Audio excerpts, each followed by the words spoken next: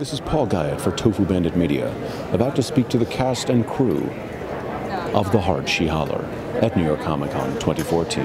And I have described the show as a redneck soap opera directed by David Lynch.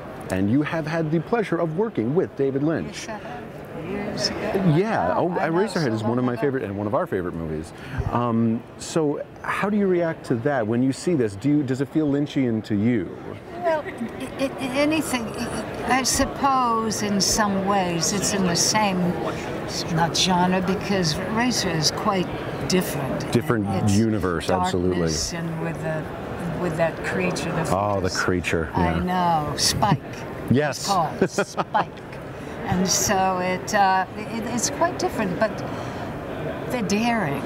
Yeah. Lynch is certainly daring, and so is John and Verna. Sure. Very daring, and leads you into their own world. Yeah. It's no copy of or trying to be. Oh, like no, not at all. Lynch. It's just it's that feeling, you know. It's a feeling. Yeah. It's a constant like readjustment of internal logic. You have to like yes, because there are rules. You learn something new. There are rules, but yeah. you find the new rules every couple steps. Sure. And I really like being in that world. Mm-hmm. Yeah. I feel good in that world. Well, you're absolutely horrifying in the best way possible. Just like the fierceness, you know. I like that. You're owning it. You're absolutely owning it. It's liberating. Let's put it that way. So this is a wonderfully demented show.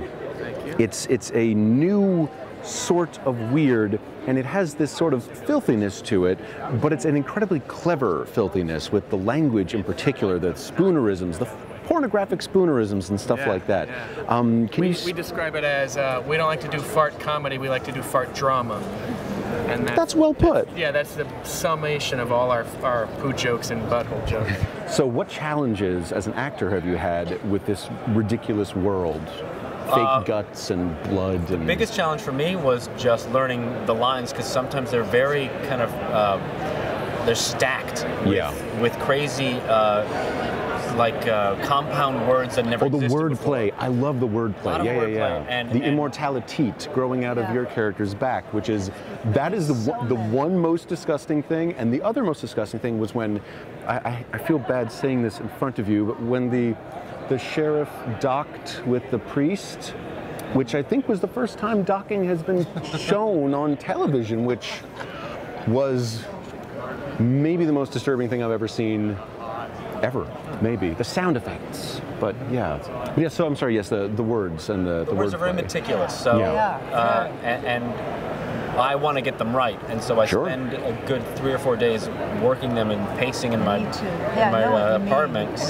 And then Amy Sedaris has the same situation as Judith. Sure. And sometimes Amy and I will have a love scene that is just that dialogue, that is a bunch of words that never existed before, but makes sense. And at the end of the season, when we wrapped the whole thing, the crew gave Amy and I little trophies.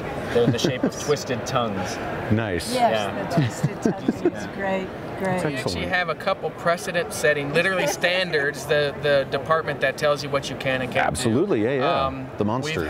They've said, we don't know how to comment on this. If we allow this on the air, it's precedent-setting. And it was a thrill for us that we created a sex act that doesn't have a name yet. Which one? It's the one where the penis comes out of the butt of the preacher, and then the vagina is made with bologna, and she mounts him from reverse doggy style. It's a female doggy style with protrusion.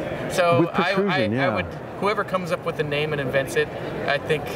Since the precedent has been set, I really challenge people to also to do it. Yeah, sure. Because it's available. So if they don't do You've opened the door, they just have to walk through. We're really excited about it. It's really, the third season is really great. Excellent. I mean, the whole thing has just been so mind-bending. I mean, people talk about it like it's as if it's a straight soap opera. Yeah. Like if you look at like an entry, it's like, well, no, I believe this is the sister because it wasn't this person in the first place. And it's just like the rumor mills of this small 10-minute mind-bending thing.